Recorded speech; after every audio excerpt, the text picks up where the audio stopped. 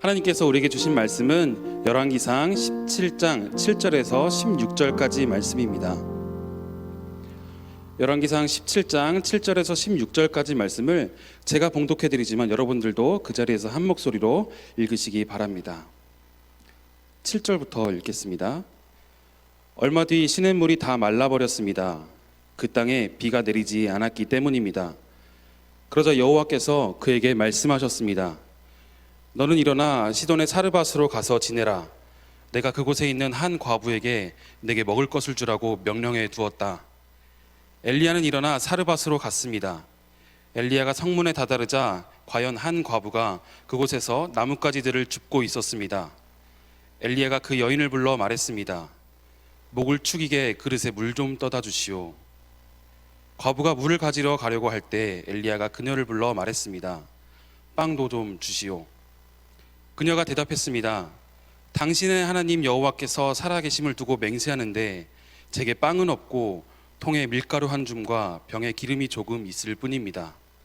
제가 나뭇가지를 주워 집에 가서 저와 제 아들을 위해 음식을 만들어 먹고는 죽을 생각이었습니다. 엘리야가 그에게 말했습니다. 두려워하지 마시오. 가서 당신이 말한 대로 하되 먼저 그것으로 나를 위해 조그마한 빵 한 개를 구워 주시오. 그러고 나서 당신과 당신 아들을 위해 먹을 것을 만드시오. 이스라엘의 하나님 여호와가 땅에 비를 내리는 그날까지 통에 밀가루가 떨어지지 않겠고 병에 기름이 마르지 않으리라 하고 말씀하셨소. 과부는 가서 엘리야가 말한 대로 했습니다. 그러자 그 여자와 엘리야가 그 식구가 여러 날을 먹었는데도 통에 밀가루가 떨어지지 않고 병에 기름이 마르지 않았습니다. 여호와께서 엘리야를 통해 말씀하신 대로 된 것입니다. 아멘. 우리는 대왕절 기간 동안 생명으로 오신 예수님이라는 주제를 가지고서 각각의 주제를 가지고 말씀을 나누고 있습니다. 오늘은 생명 중의 축복이라는 제목을 가지고서 우리의 생명이 얼마나 중요한 것인지, 우리의 생명을 우리 스스로 결정할 수 없다라는 것에 대해서 함께 말씀으로 나누려고 합니다.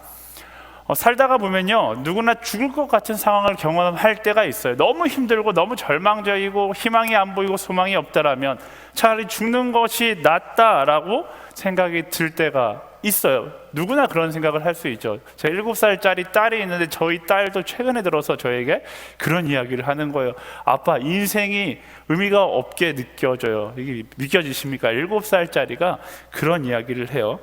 절망의 상황이라면 한 번쯤은 인생이 무의미하게 느껴지고 삶의 의미를 경험하지 못하고서 포기하고 싶은 생각이 들 때가 있습니다. 하지만 그 시간을 견디어낸 후 뒤돌아보면요, 그 시간 가운데 분명히 소망이 있었음을 고백하게 되는 거예요.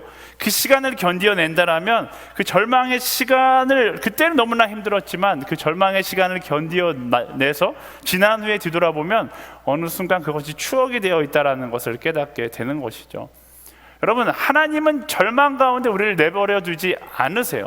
절대로 내버려 두지 않으신다. 이 사실만 안다라면 우린 절망 가운데 우리의 생명을 포기하거나 절망 가운데 더 깊은 절망으로 들어가지 않을 수 있습니다. 우리가 소망을 보이지 않는다 이야기하니까 더 큰 두려움과 더 큰 절망이 다가오는 것이지, 그 절망 속에서도 여전히 하나님은 우리와 함께하고 계신다라는 사실을 우리는 믿음으로 고백할 수 있어야 하는 것입니다.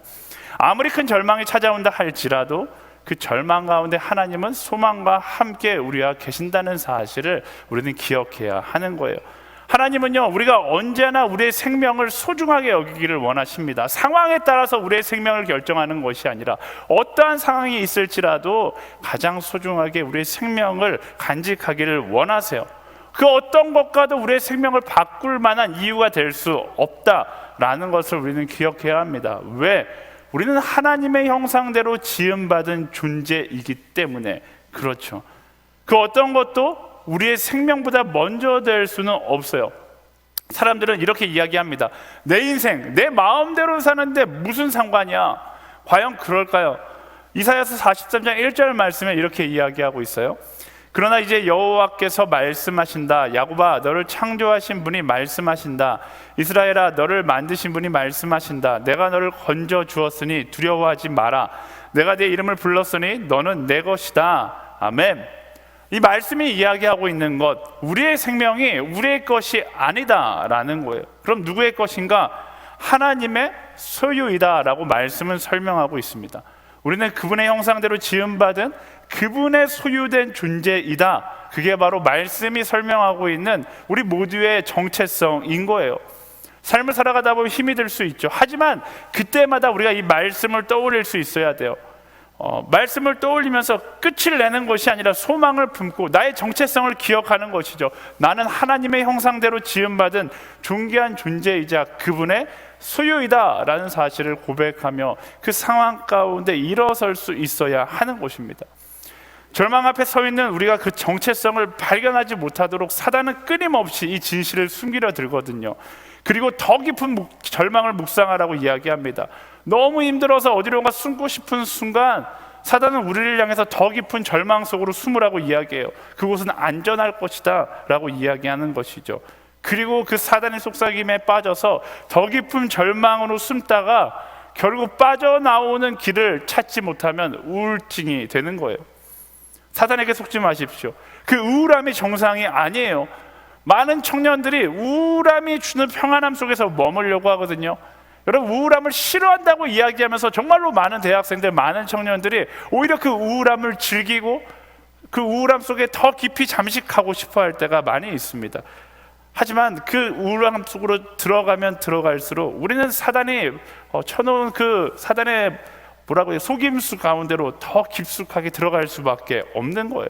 오히려 그런 우울함이 내게 찾아올 때 더 적극적으로 하나님을 찾고 그 하나님의 계획하심을 발견하기 위해서 노력할 수 있어야 하는 것이죠. 오늘 말씀해 보면요, 절망 가운데 마지막을 선택하려 하는 과부와 아들이 등장합니다. 오늘이 너무 힘들어 그들에게 내일을 생각하는 것은 마치 사치처럼 느껴지는 그런 순간 가운데 있었던 거예요. 그런데 하나님은요, 그들이 보지 못했던 것을 보게 하십니다. 무엇을 보게 하시는가? 9절부터 12절까지 말씀 함께 읽어볼까요? 너는 일어나 시돈의 사르밧으로 가서 지내라. 내가 그곳에 있는 한 과부에게 내게 먹을 것을 주라고 명령해 두었다. 엘리야는 일어나 사르밧으로 갔습니다. 엘리야가 성문에 다다르자 과연 한 과부가 그곳에서 나뭇가지들을 줍고 있었습니다. 엘리야가 그 여인을 불러 말했습니다. 목을 축이게 그릇에 물 좀 떠다 주시오. 과부가 물을 가지러 가려고 할 때 엘리야가 그녀를 불러 말했습니다. 빵도 좀 주시오. 말씀해 보면 엘리야가 등장해요. 사실 엘리야도 이 상황 가운데 그다지 형편이 좋지 않았습니다. 그는 도망자 신세였어요. 아합에게 가서 그 아합의 악함을 지적하고 하나님의 경고를 전한 후에 지명 수배자가 되어서 도망 다니던 그런 어려운 시절이었습니다. 그 역시 하루하루가 절망으로 가득 찬 그런 시절을 경험하고 있었던 것이죠. 그렇게 힘든 하루하루를 보내고 있었던 엘리야에게 하나님께서 또 다른 명령을 내리세요. 시돈의 사르밧 지역으로 가서 과부를 만나라 라는 거예요. 엘리야는 하나님의 마지막 명령이라고 생각하고서 하나님의 말씀에 순종하여서 시돈 지방에 가서 과부를 만납니다. 그리고 명령대로 먹을 것을 얻어 먹으려고 하자 과부가 자신의 마음 가운데 담겨둔 이야기를 엘리야에게 말하기 시작해요. 12절 말씀 함께 읽어볼까요? 그녀가 대답했습니다. 당신의 하나님 여호와께서 살아계심을 두고 맹세하는데 제게 빵은 없고 통에 밀가루 한 줌과 병에 기름이 조금 있을 뿐입니다. 제가 나뭇가지를 주어 집에 가서 저와 제 아들을 위해 음식을 만들어 먹고는 죽을 생각이었습니다. 아멘. 그녀가 지금 죽을 생각을 하고 있었다라고 말씀은 이야기합니다. 그 여인 역시 엘리야보다 더하면 더했지 덜하지 않은 절망을 경험하고 있었던 것이죠. 지독한 나라의 가뭄으로 인해서 이제 밀가루 한 줌과 조금 남은 기름을 가지고 있었어요. 주변에 이들을 도와줄 사람은 없었고 이들이 꿈꿀 내일도 존재하지 않았던 것이죠. 아들과 마지막 만찬을 즐긴 후에 죽을 생각을 하고 있었다라고 고백하고 있는 거예요. 만약 엘리야를 만나지 않았다면 아마도 이날 과부와 아들은 더 이상 이 땅에 존재하지 않는 사람들이 되었을 겁니다. 힘들게 하루하루 살아가던 엘리야, 그리고 그 죽음을 생각했던 과부, 이 두 사람이 만나서 대화를 나누게 된 거예요. 이게 우연의 일치일까요? 하나님께서 짜놓은 시나리오였죠. 하나님의 계획하심 가운데 이 힘듦 가운데 있는 두 사람이 만나게 됐고 이 두 사람이 이야기하면서 이전까지 보지 못했던, 자기가 보려고 하지 않았던 그 한 가지 사실을 깨닫고 보게 되는 것입니다. 바로 절망 속에서 하나님은 여전히 살아계심을 깨닫고, 절망과 좌절에 가려서 보이지 않았던 하나님의 계획하심을 발견하게 되는 것이죠. 여전히 살아 역사하시는 하나님을 발견한 거예요. 이전에는 왜 보지 못했을까? 너무나 절망적인 상황에 집중하느라 보지 못하고 있었던 것입니다. 그런데 엘리야는 여인은 이 엘리야를 통해 하나님의 계획하심을 보고 경험하게 되는 것이죠. 사단은요, 절망 속에서 이 하나님의 계획하심을 보지 못하게 만듭니다. 그저 불가능한 현실만을 보게 하고 끊어진 소망과 어두운 내일만을 묵상하게 만드는 거예요. 사단의 전략은 언제나 그래요. 하나님의 은혜와 하나님의 계획을 보지 못하게 만들고 내 삶의 어두운 부분에만 집중하게 만드는 거예요. 그래서 모든 것이 끝인 것처럼 느껴지게 합니다. 하지만 정말 그런가? 아니요, 매번 이야기하지만, 나는 절망이라고 이야기하지만 그 절망 가운데에도 우리의 삶 가운데는 여전히 감사할 수 있는 것들이 충분히 존재합니다. 절망의 0.1이라면 99.9는 감사할 것들로 가득 채워져 있는 게 우리의 삶인 거예요. 우리가 숨 쉬고 있는 것도, 코로나 가운데 어려움 가운데 있지만 그럼에도 불구하고 우리가 존재할 수 있다라는 거, 우리가 먹고 지낼 수 있다라는 거, 이 모든 것이 하나님의 은혜라는 사실은 우리는 그 어려움 때문에 망각하고 지낼 때가 너무나 많은 것이죠. 이미 우리가 충분히 감사하고 충분히 누릴 것들이 있지만 절망을 묵상하다가 그 모든 감사를 잊어버리고 내 삶이 저주받은 인생이다라고 단정지으며 살아가는 것입니다. 그렇다면 우리가 어떻게 해야 하는가? 앞서 정규환 형제가 나와서 간증했듯이 일단 감사해야 하는 거예요. 감사할 것 같아서 감사하는 것이 아니라 그럼에도 불구하고 감사할 수 있어야 하는 것입니다. 절망과 감사는요, 사실 상황의 문제가 아니라 내 시선의 문제예요. 어떻게 해서든지 내 감사의 시선을 회복하면 절망은 떠나가게 되어 있는 거예요. 절망 가운데 그저 절망을 묵상하며 감사의 고백을 하지 않는다라면 더 깊은 절망 가운데로 나아가는 것이고, 오히려 절망 가운데 힘들지만 그럼에도 불구하고 감사를 끄집어내기 시작하면 어느 순간 감사가 그 절망을 덮게 되는 것을 경험하게 되는 것입니다. 대학부 사역을 하면서 절망을 이야기하며 찾아오는 사람들이 종종 있어요. 죽을 만큼 힘들다는 것이죠. 어떤 형제는 죽겠다고 온 형제도 있어요. 제가 가장 힘들었던 적은 한 자매가 죽겠다고 밤 11시 정도에 저에게 전화해서 자기 죽을 것 같다고 전화를 하고서 전화를 끊었는데, 그리고 전화기를 꺼버린 거예요. 다음날 아침까지 이 자매를 찾으려고 얼마나 돌아다녔는지 굉장히 힘들었던 기억이 있습니다. 그런 사람들을 만나면 이야기를 들으면서 제가 드는 생각은 그 절망 자체를 제가 절대로 해결해 줄 수 없다라는 거예요. 그 상황 가운데 경험하고 있는 어려움을 100이라면 1도 제가 해결해 줄 수 없을 때가 너무나 많아요. 하지만 제가 도와줄 수 있는 것 한 가지가 있다라면 그 절망의 문제를 덮고 감사를 고백할 수 있도록 도와주는 거예요. 여러분들 주변에 절망 가운데 있는 사람들과 이야기하다 보면 내가 할 수 없다, 내가 도와줄 수 있는 것이 아무것도 없는 것처럼 느껴지지만 우리가 할 수 있는 것 한 가지가 있다라면 그 절망을 덮고 감사의 입술을 회복할 수 있도록 도와주는 거예요. 그럼에도 불구하고 너가 감사할 것이 없는가? 절망을 쏟아내고 있는 그 입술을 향해 감사를 선포하기를 이야기했을 때, 그 입술을 내서 조금씩 감사할 때 어떤 일이 일어나는가?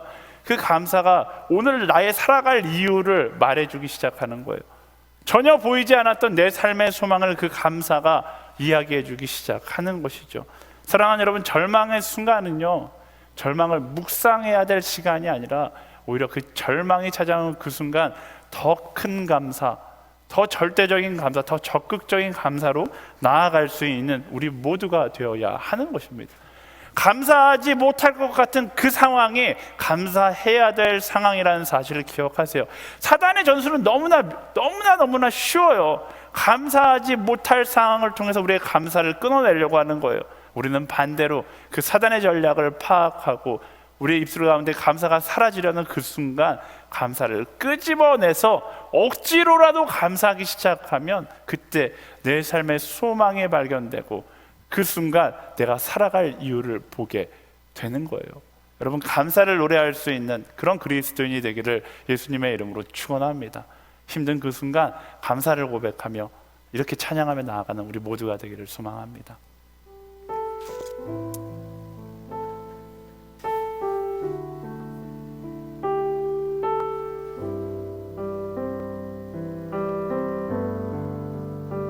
감사해 시험이 닥쳐올 때에 주께서 인도하시니 두려움 없네.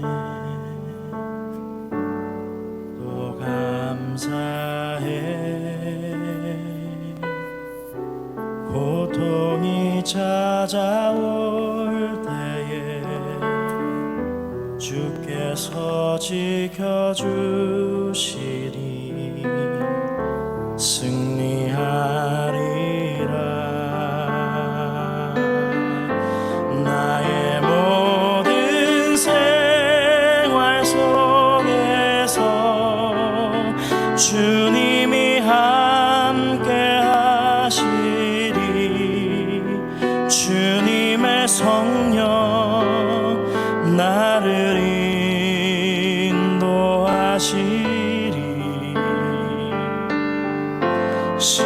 시험이 나를 찾아올 때 주님 지켜주시리.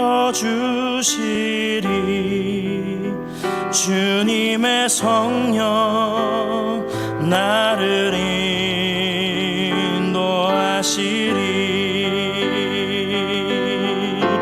나의 모든 생활 속에서 주님이 함께 하시리. 주님의 성령 나를 인도하시리.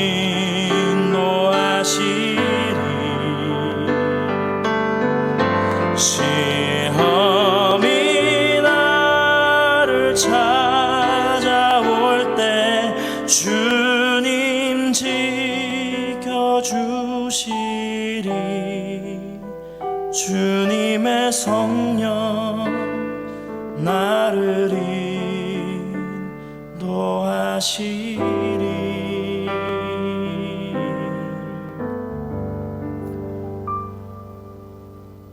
네, 라이브예요. 네, 지금 녹화한 게 아니라 라이브로 우리 우라 목사님이 감사의 고백을 찬양해 주셨습니다.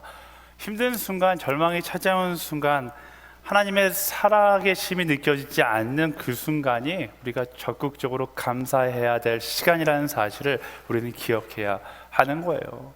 여러분, 너무 힘들다고 느껴지잖아요. 이유는 내가 감사하고 있지 않기 때문에 힘들다고 느껴지는 거예요. 내 삶 가운데 너무나 깊은 절망, 내 삶의 소망이 느껴지지 않습니까? 내가 감사의 입술을 잃어버렸기 때문에 절망의 시간이 느껴지는 것입니다. 감사할 수 있는 우리 모두가 되기를 소망합니다. 엘리야 과부의 장면에서 우리가 또 한 가지 발견할 수 있는 하나님의 섭리가 있습니다. 절망 가운데 있는 엘리야도 또 어려움 가운데 있는 과부에게도 하나님께서 위로하시지 않는다라는 거예요. 엘리야에게는 과부에게 가라라고 명령하셨고, 과부에게는 엘리야를 섬기라라고 말씀하고 계십니다. 하나님께서는 죽음 앞에 있는 이들에게 위로를 해주시거나 쉼을 주시는 것이 아니라 오히려 섬김을 명령하고 계세요. 왜 그렇게 하셨는가? 죽음을 꿈꾸는 사람에게 누군가를 섬기고 도우라고 말씀하시는 하나님, 그 하나님을 이해하기란 쉽지 않습니다. 하지만 하나님은요, 이 섬김의 명령을 통해서 그들이 삶의 참된 의미를 알게 되기를 원하셨던 거예요. 우리가 삶 속에서 절망을 경험하는 가장 근본적인 이유가 나의 야망과 욕심에 이끌리는 삶을 살아가다가 실패에 부딪히는 그 순간 우리는 실망하고 절망하고 어려워하기 시작합니다. 하지만 말씀은요, 우리의 삶의 방향이 우리의 야망이나 우리의 욕심이 아니라고 이야기하잖아요. 자주 이야기하듯이 우리가 잘 먹고 잘 살기 위해서 살아가는 사람들이 아니에요. 성공하거나 야망을 이루기 위해서 사는 존재가 분명히 아니다라는 겁니다. 우리가 왜 사는가? 이 질문을 정말로 많이 하는데 많은 사람들이 이 질문에 답하지 못합니다. 고작 하는 답이 살 이유가 없어, 그냥 사는 거야 라고 이야기하죠. 혹시 여러분들도 살 이유가 없는데 그냥 살고 계십니까? 정말로 살아갈 이유가 없을까요? 아부대학부 예배를 계속 드려왔다라면, 적어도 최성민 목사의 설교를 계속 들었다라면 이 질문에 대해 답할 수 있을 겁니다. 우리가 왜 삽니까? 우리에게 주신 계명, 사랑이신 그 하나님의 형상을 따라, 사랑하라고 말씀하신 그 예수님의 말씀을 따라 사랑하기 위해서 살아가는 존재잖아요. 우리가 왜 살아가는지, 사랑하기 위해서 하나님의 형상을 따라 예수님의 말씀을 따라 살아간다는 그 사실만 안다라면 절망 가운데 우리가 마지막을 선택할까요? 여러분, 왜 사는지 그 이유를 알면 우리는 내일을 바라본 소망이 생기기 시작하는 거예요. 부모님들이 여러분을 보면서 하는 말들 있잖아요. 너 때문에 산다. 습관적인 말들, 그냥 형식적인 말처럼 느껴지지만 그 말 가운데도 하나님의 섭리가 숨겨져 있어요. 정확하게 말하면 너 사랑하기 위해서 살아간다라고 말씀하고 계시는 거죠. 우리가 살아가는 이유는 잘 살기 위해서가 아니에요. 말씀, 우리가 살아갈 이유를 사랑이라고 이야기합니다. 섬기기 위해서 살아가는 것이다 라고 이야기해요. 그게 우리가 살아가야 할 이유이고 우리에게 주어진 사명인 거예요. 엘리야도, 과부도 그 너무나 지독한 고난 때문에 사명을 잊고 있었을 때, 사명을 잊자 삶의 의미가 사라지는 것이죠. 하지만 하나님께서 그들에게 섬김의 명령을 하시고 그 섬김의 명령을 따라 섬길 때 그들이 삶의 의미를 찾게 되었던 것입니다. 사람들은 이렇게 이야기해요. 나 혼자 살기에도 바쁜데 무슨 사랑이냐? 나 혼자 살기도, 나 혼자 먹고 살기도 힘든데 무슨 섬김이냐? 입에 풀칠도 못하는데 남 걱정하고 있을 처지가 아니다. 바빠 죽겠는데 그건 나에게 사치다. 이렇게 이야기하는 많은 사람들이 있어요. 미안한데요, 그건 사단이 이야기하는 거짓 속삭임에 불과한 거예요. 그 속삭임을 반복해서 따라 말하지 마십시오. 말하다 보면 그게 진리인 줄 착각할 수밖에 없어요. 굉장히 아이러니한 것처럼 느껴질지 모르지만 나 혼자 먹고 살기도 힘든 그 순간, 바빠 죽겠다고 느껴지는 그 순간, 그 절망의 순간이 나에게 집중하는 것이 아니라 눈을 들어 하나님을 사랑하고 사랑에 필요한 사람들을 사랑하기로 결단해야 될 그럴 시간이다라는 겁니다. 그 절망을 묵상하고 나 바빠 죽겠어, 힘들어 죽겠어 이야기하다 보면 내 삶의 의미가 더욱더 희미해지는 거예요.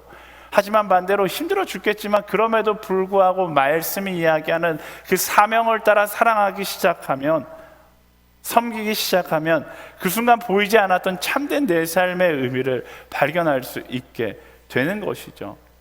인생의 마지막 순간 나를 포기하지 못하게 만드는 것은 바로 내가 사랑해야 할 사람이거든요. 사랑해서 힘든 것이 아니라 사랑하기 때문에 살아갈 수 있는 거예요. 섬기는 것이 힘든 것이 아니라 섬기기 때문에 살아갈 이유가 있는 것이죠. 작년 한 해 동안 힘들게 순장했던 사람들, 지난주 또 콜링했던 사람들이 있어요. 이야기합니다. 너무 힘들었다. 이해가 가요. 너무 힘들었다라고 이야기합니다. 그런데 그럼에도 불구하고 힘들었으니까 내년엔 쉬어라고 이야기했을까요? 안 그랬어요. 그럼에도 불구하고 힘들었지, 그러니까 힘들었으니까 올해도 또 순장해야지라고 콜링했어요. 왜 그럴까요?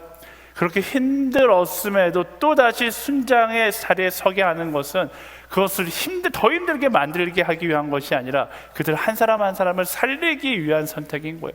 또 내가 순장하겠다고 이야기하는 사람들 힘들 거 알지만 그럼에도 불구하고 또 섬기겠다고 이야기하는 이유가 뭐예요? 그 이유는 그것이 나를 살리는 선택이라는 것을 알기 때문에 그렇죠. 여러분, 감정에 속지 마세요. 세상에 속지 마세요. 힘들어 죽겠다고요, 나만 살기도 바쁘다고요, 이건 세상이 이야기하는 거짓 속삭임이고요.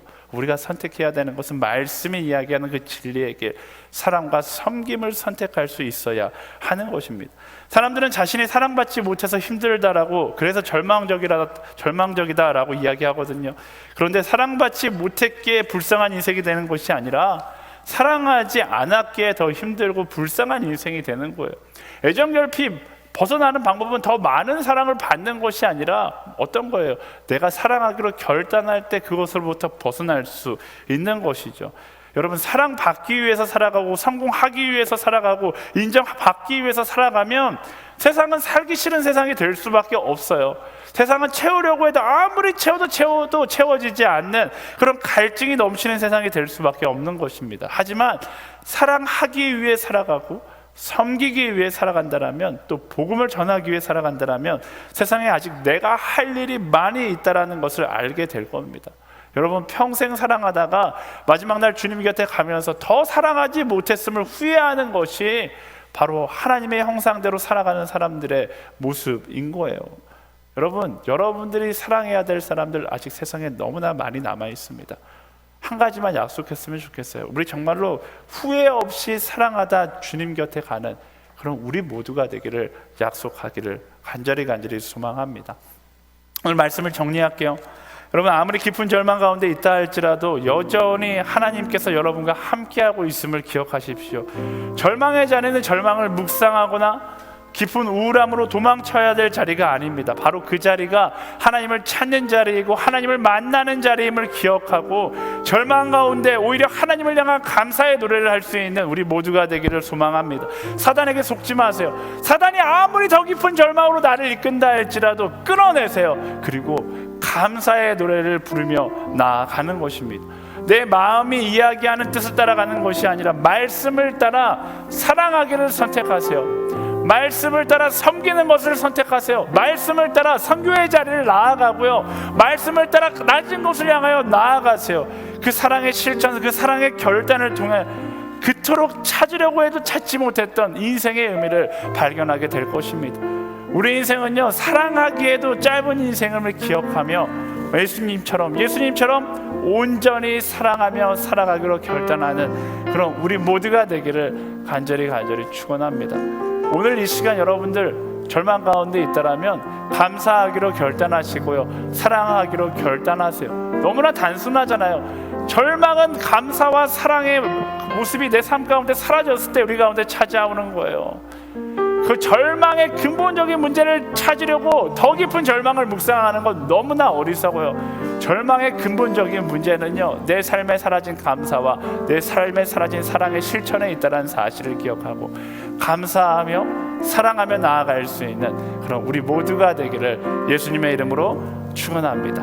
우리 함께 찬양했으면 좋겠는데요, 우리 예수 사랑합니다 함께 찬양하면서 우리의 사랑을 주님께 고백하며 나아가기 원합니다.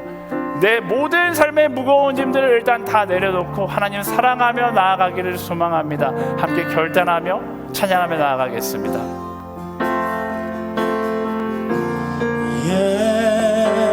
예수 사랑합니다.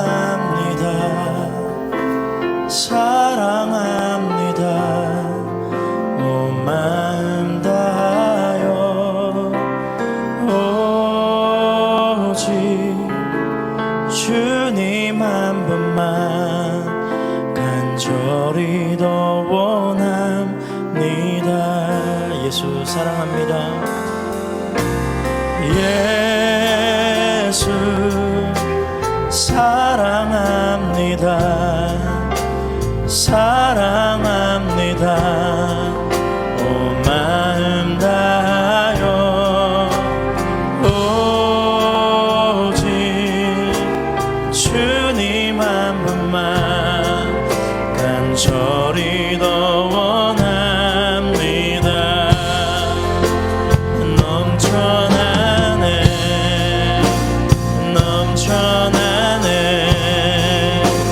주를 향한 내 속에 갈망이 주님께로 날 이끌어 주소서. 주님을 더 원함. 넘쳐나네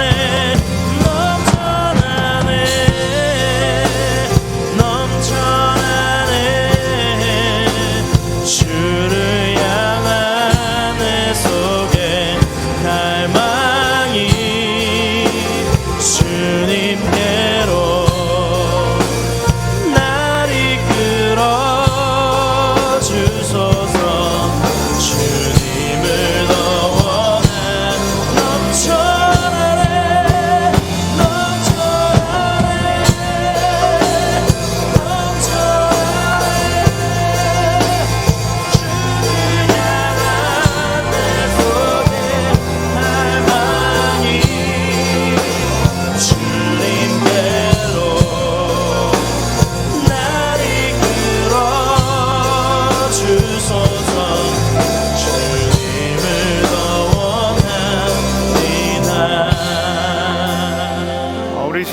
가지를 위해서 함께 기도하기 원하는데요. 먼저 이 시간 절망 속에서 마지막을 생각하는 사람들의 마음을 위하여 기도하기 원합니다.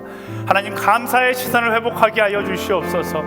우리의 삶 가운데, 그의 삶 가운데 여전히 사랑해야 될 많은 시간이 남겨져 있음을, 내가 사랑해야 될 많은 대상이 남겨져 있음을 주님 기억하게 하여 주시옵소서. 주님, 나의 삶의 방향을 잃지 않고 감사하고 사랑하는 삶을 살아갈 수 있게 하여 주시옵소서. 절망은요, 내 삶 가운데 감사가 사라졌을 때, 내 삶 가운데 사랑이 사라졌을 때 당연히 찾아올 수밖에 없는 거예요. 원래 있어야 될 그 자리에 감사의 마음을 채우고, 원래 있어야 될 그 자리에 사랑의 마음을 회복할 때 우리 삶 가운데 깊은 절망은 떠나가게 되는 것입니다. 이 시간 기도하며 나아갈 때 절망 가운데 마지막을 생각하는 사람들이 감사와 사랑의 마음을 회복할 수 있도록, 나의 삶 가운데, 우리의 삶 가운데 감사와 사랑을 잃지 않는 삶을 살아갈 수 있도록 우리 함께 기도하며 나아가도록 하겠습니다.